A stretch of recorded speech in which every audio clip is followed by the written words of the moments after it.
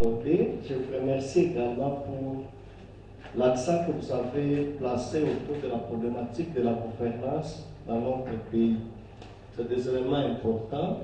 Dans ma communication, dans notre communication, il s'agit d'une communication conjointe que nous faisons avec Madame Nadia Kapinga-Kaimbe, qui est DEFA, elle est doctorante en sciences politiques et administratives à l'Université de Kinshasa. Moi, c'est Michel Bissakibou, je suis géopolitologue, professeur de sciences politiques à l'Université de Kinshasa. Je m'intéresse particulièrement aux études de la sécurité et aux pratiques des enjeux sécuritaires dans notre pays. Notre communication est intitulée Mobilité, conflictualité et accès aux ressources en eau du bassin du Congo autour de la communauté des pasteurs Mboro au transiment du bassin du lac Tchad vers le bassin du Congo. Il s'agit en fait des résultats d'une étude que nous avons déjà publiée. L'ouvrage est là. C'est un ouvrage qui coûte un peu cher pour les étudiants. Nous le vendons à $100 américains. J'ai dit un peu cher pour les étudiants. C'est un ouvrage qui provient d'une enquête réalisée de 2019 à 2022. L'ouvrage venait d'être publié il n'y a pas 2 mois passés. C'est l'unique ouvrage à ce jour où vous pouvez identifier tous les groupes armés, où ils s'approvisionnent, comment ils fonctionnent et surtout l'évolution des ADF dans le pas l'objet de ce jour. Dans ma communication, j'ai prévu de parler en 4 points. D'abord, vulgariser les résultats de cette étude, les mécanismes de prévention et gestion des conflits SEMIC. SEMIC veut dire études sur le climat, eau, migration et conflits dans le bassin du Congo. Dans cet ouvrage, il y a 3 thèses de doctorat et 40 mémoires de DEA en droit, en sciences politiques, en agronomie, en environnement et aussi en polytechnique. En 3e lieu, nous allons dégager les enjeux sécuritaires, criminels, locaux, nationaux et internationaux dans les bassins du Congo. Puis nous allons essayer de passer en revue les principaux concepts, idées et les pratiques conflictuelles dans ces bassins. Je commence d'abord par vous présenter les bassins du Congo. Lorsqu'on parle d'un bassin versant, un bassin fluvial, c'est l'ensemble des cours d'eau qui se jettent soit dans un fleuve, soit dans un lac, soit dans l'océan. Les océans ont leur bassin, les rivières ont leur bassin, les fleuves ont leur bassin. Et pour le cas du bassin du Congo, vous le voyez bien sur cette image, la République démocratique du Congo représente 62% de la contribution en ressources hydriques dans le fleuve Congo. Alors que nous avons à peu près 10 pays, la Tanzanie c'est 4% des eaux, c'est-à-dire les cours d'eau qui quittent la Tanzanie pour arriver dans le fleuve Congo. La Zambie nous donne 5%, l'Angola 8%, le Rwanda 0,49%, le Cameroun 2%, la Centrafrique 11%, et puis le Congo d'en face 7%. Vous allez bien voir, j'insiste bien sur la place de l'Angola, parce que là-bas il y a l'affluent de Kwakasai. Et ce bassin fluvial, le professeur François Bokona Wipa va y revenir dans sa communication que je vais lire pour lui, a montré un pluralisme institutionnel qui gouverne ce bassin. À ce jour, le bassin du Congo est gouverné par 4 organisations internationales. Nous avons d'abord la CICOS, Commission du bassin du Congo Ubangi Sanga, dont le siège est ici à la gare centrale, et vous vous en doutez, il n'y a aucun Congolais de la RDC recruté chez CICOS dans le régime international. Et pour les 3 dernières années, nous n'avons pas eu assez de stagiaires du Congo pour travailler là-bas. L'Angola est en train de se battre pour qu'on crée une autre institution qui doit gérer les bassins de Kwakasai pour la rivière Kasai. Nous avons hâte pour le lac Tanganyika et Kivu qui gère aussi une partie. Alors ce pluralisme institutionnel génère énormément de problèmes de droit et de problèmes de gouvernance. On ne va pas y entrer ici, on n'aura pas assez de temps. Cette étude, les résultats que je suis en train de porter, vous avez vu beaucoup de logos. C'est d'abord l'université de Kinshasa, mon université, le centre de recherche en ressources en eau du bassin du Congo, l'université des Nations Unies et le CDI Canada qui a financé entièrement cette étude.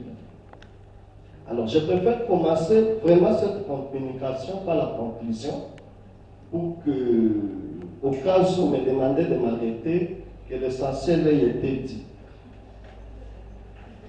Alors, la conclusion du début, c'est que le processus de variabilité climatique, nous préférons le concept variabilité climatique au concept de changement climatique, parce qu'il y a énormément de problèmes autour du changement climatique. Dans le bassin du Tchad, vous avez suivi le débat avec avec le lac Tchad, 3 siècles avant Jésus-Christ. D'ailleurs, je peux rentrer 6 siècles avant Jésus-Christ. Vous savez que 6 siècles avant Jésus-Christ a été le siècle le plus brillant dans l'histoire de l'humanité.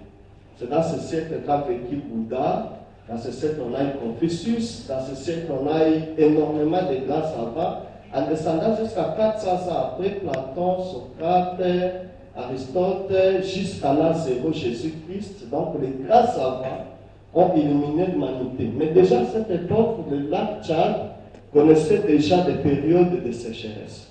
C'est-à-dire que le lac Tchad évolue toujours à dents de scie.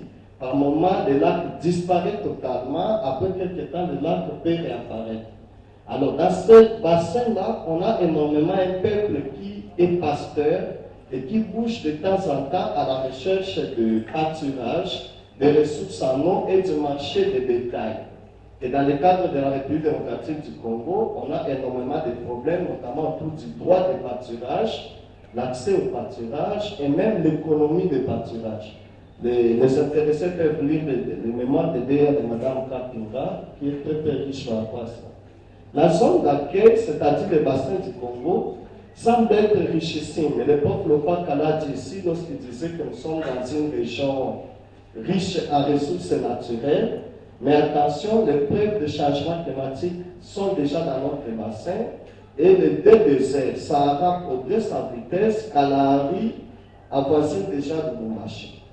C'est-à-dire que petit à petit, nous-mêmes, nous sommes déjà soumis à des problèmes de variabilité climatique.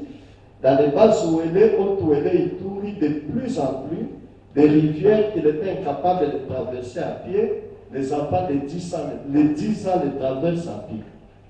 Et puis, troisième point de ma conclusion, c'est que les enjeux sécuritaires sont multiples à cause de la crise des études sur les institutions de la sécurité dans notre pays.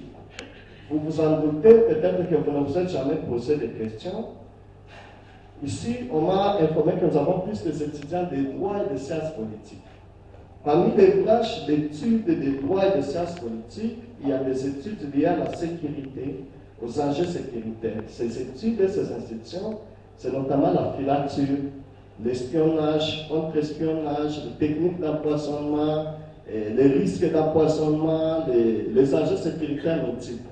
Il se fait que dans notre pays, depuis les années 1970, le président Mobutu avait estimé qu'il n'était pas important d'enseigner dans des universités les techniques de la guerre. C'est pour cette raison que j'ai eu des discussions avec M. Lavé Santé en privé pour lui dire que moi particulièrement, je ne suis pas partisan de l'apologie de la paix. Parce que la paix n'est pas naturelle. Moi, je pense que nous devons former nos étudiants à la violence. Il faut les former à faire une violence patriotique, à faire la guerre contre ceux qui se battent, parce que la vie elle-même a débuté, a commencé dans la violence. Il faut le savoir. Les premiers jours, s'il vous plaît, bon, moi j'enseigne dans une université laïque. Si vous voulez, je peux continuer. Les premiers jours, lorsque un homme et une femme s'accouplent pour faire des rapports sexuels, l'homme dépose dans les matrices de la femme des millions d'êtres humains à spermatozoïdes qui se battent pour qu'un seul trouve la vie. C'est un seul qui viendra. Le premier acte de la vie, c'est une course que les êtres humains font et un seul va vivre en laissant mourir des millions d'êtres humains des mêmes pères et des mêmes mères. Et donc, il nous faut énormément, par rapport à ces enjeux que nous allons expliquer ici, c'est la crise d'intelligence stratégique, c'est la crise au niveau de nos services d'intelligence. Je parle bien de l'Agence nationale de renseignement, le Conseil national de la sécurité, notre direction extérieure et intérieure de l'ANER. Les directeurs de l'ANER, j'ai vu des gens de l'ANER ici. En principe, nous devons avoir dans notre service de renseignement des spécialisations. Et la question du droit de renseignement devrait être libéralisée et enseignée dans les universités au lieu de continuer à les considérer comme des questions secrètes et voisines aux sciences occultes. Alors, regardez le problème de cette étude. C'est que les enjeux commencent au Mali. Là, nous avons fait la cartographie des itinéraires migratoires moraux. Cette carte, c'est notre équipe de recherche qui l'a définie, c'est vraiment notre carte.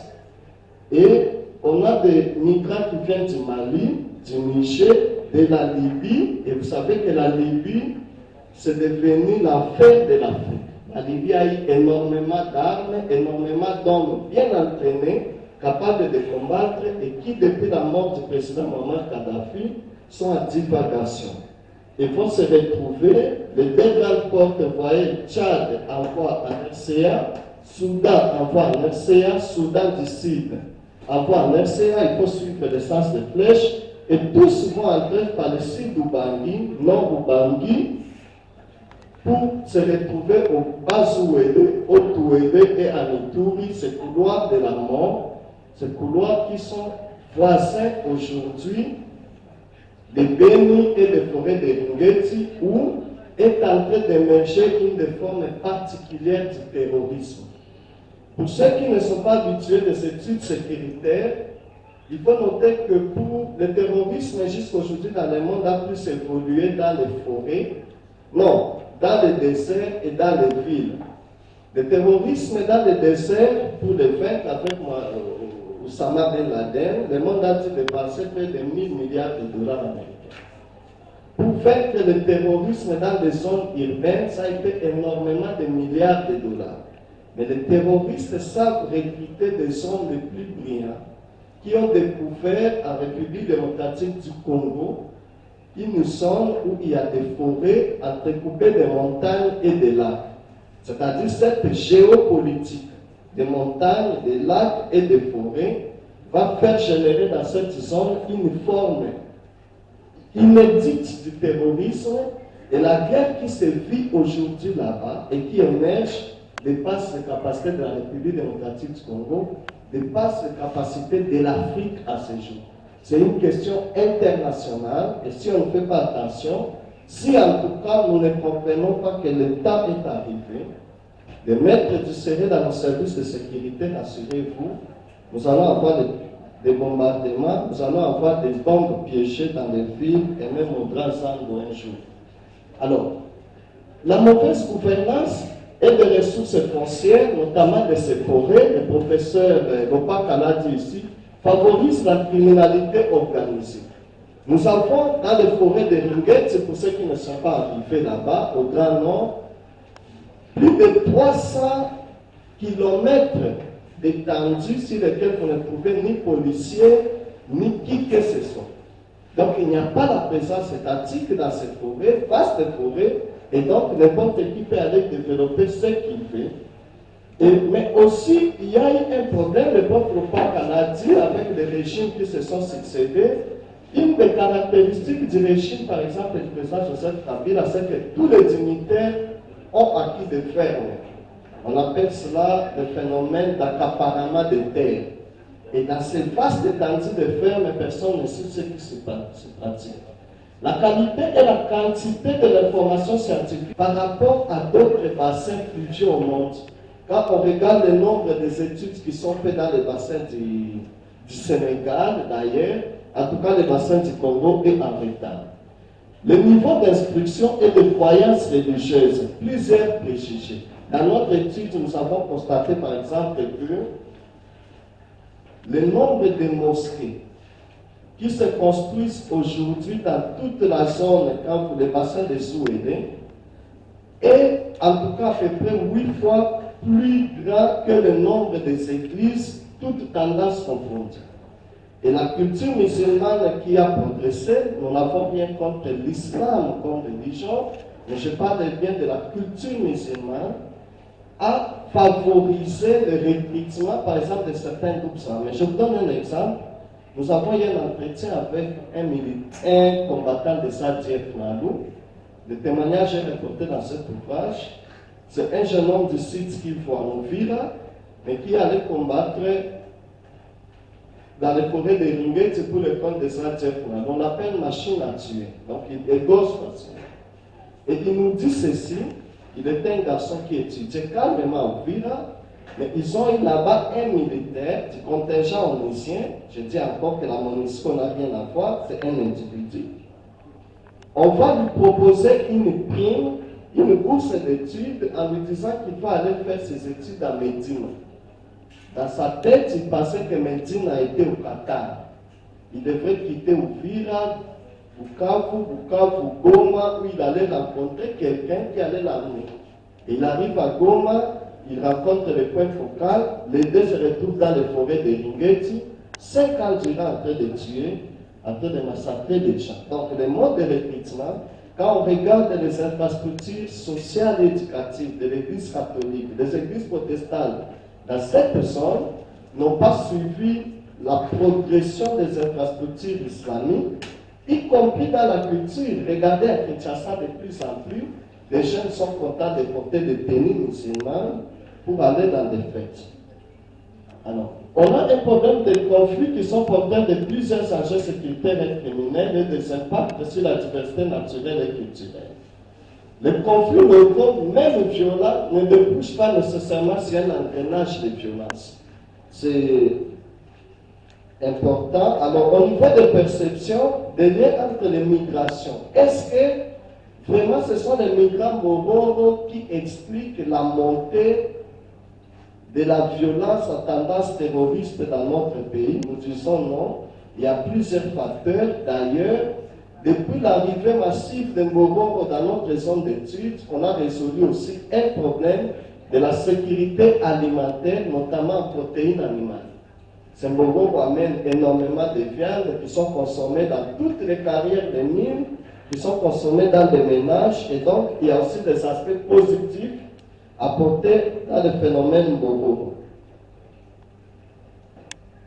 Et puis, j'ai dit d'avant-dernier, pour une forte diabolisation de la violence et des guerres. Nous avons enseigné à nos enfants que la guerre et la violence ne sont que des choses mauvaises.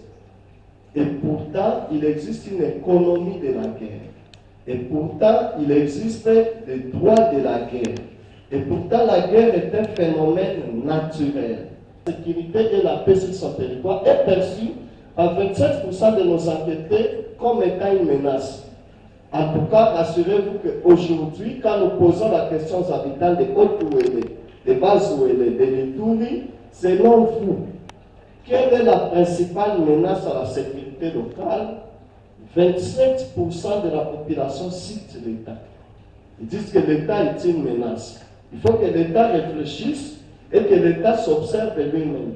Parce que dans un tel environnement où on ne pointe pas d'abord les groupes armés, demain, ça passera par un référendum d'autodétermination des peuples. Vous avez vu que j'ai évité de citer le nom de cette chose qui passera par ce référendum. Les groupes armés persistent malgré la présence dans cette région de la MONUSCO. Et en dépit des efforts de FARDC, les groupes armés sont toujours présents. Tantôt ils se disloquent, mais pour renaître, tantôt ils se multiplient ou deviennent invisibles, tantôt ils sont des feux, mais renaissent des cendres. C'est comme ça que vous avez le M23 que vous pouvez battre, le lendemain ils surgissent, vous vous retrouvez avec un Nairobi, ils viennent en 3 branches, ça ne fait pas des semaines. Ils étaient en Nairobi, le M23 s'est présenté en 3 branches. C'est que d'abord, l'État qui est supposé garantir la sécurité et la paix sur son territoire est perçu par 27% de nos enquêtés comme étant une menace. En tout cas, assurez-vous qu'aujourd'hui, quand nous posons la question aux habitants de Haute-Ouélé, de Bas-Ouélé, de Lituri, selon vous, quelle est la principale menace à la sécurité locale? 27% de la population cite l'État. Ils disent que l'État est une menace. Il faut que l'État réfléchisse et que l'État s'observe lui-même. Parce que dans un tel environnement où on ne pointe pas d'abord les groupes armés, demain, ça passera par un référendum d'autodétermination des peuples. Vous avez vu que j'ai évité de citer le nom de cette chose qui passera par ce référendum. Les groupes armés persistent malgré la présence dans cette région de la MONUSCO. Et en dépit des efforts de FARDC, les groupes armés sont toujours présents, tantôt ils se disloquent, mais pour renaître, tantôt ils se multiplient ou deviennent invisibles, tantôt ils sont des feux, mais renaissent des cendres. C'est comme ça que vous avez le M23 que vous pouvez battre, le lendemain ils surgissent, vous vous retrouvez avec un Nairobi, ils viennent en 3 branches, ça ne fait pas des semaines. C'est nous qui ne gouvernons pas comme il se doit, et c'est pas seulement actuellement, en tout cas le peuple l'a dit depuis le régime du président Mobutu. Alors on a plusieurs types de conflits, je passe là-bas un peu vite, mais au moins vous allez voir en dernier point des acteurs de conflits associés aux conflits scéniques de nos conflits, à part les hommes femmes, on a l'Institut national pour la confédération de la nature, les organisations non gouvernementales, ainsi de suite. Cette carte est importante parce que chaque chiffre que vous voyez sur cette carte correspond à un groupe armé dans notre zone d'études.